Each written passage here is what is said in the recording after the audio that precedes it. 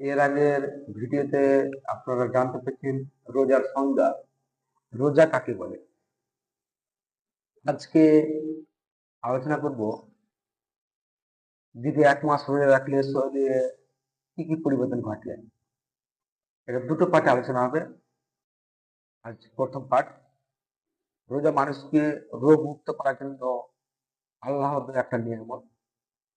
দীর্ঘ 1 মাস রোজা রাখা বা চিকিৎসা বিজ্ঞানের ভাষায় ইন্টারমিডিয়েট ফাস্টিং এর মূল ভিত্তি, যা মানবদেহে অভাবনীয় সব পরিবর্তন আনে, বিশেষ করে ডায়াবেটিস, কোলেস্টেরল এবং ফ্যাটি লিভার রোগের জন্য এটি অনেকটা মেটাবলিক রিসেট বা শরীরের অভ্যন্তরীণ মেরামতের মতো একটা কাজ করে।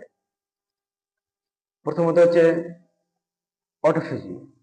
রোজার সবচেয়ে বড় বৈজ্ঞানিক অবদান হলো অটোফেজি।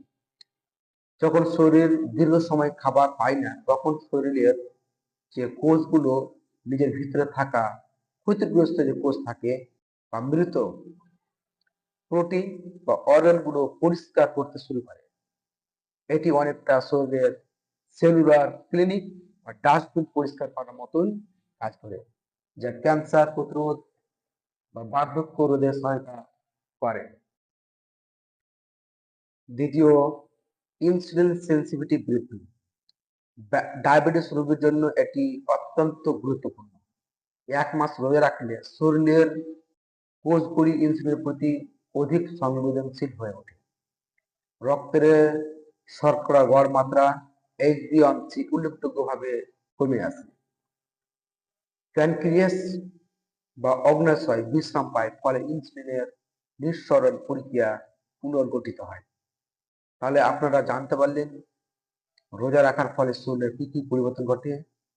প্রথম পার্টে দুটো পয়েন্ট বললাম, এর দ্বিতীয় পার্টে আরো কয়েকটি পয়েন্ট রয়েছে, সেই পয়েন্টগুলো বলবো। ততক্ষণে আপনারা পেজটিকে ফলো করবেন, লাইক করবেন, শেয়ার করবেন এবং ইউটিউবে দেখে সাবস্ক্রাইব করবেন।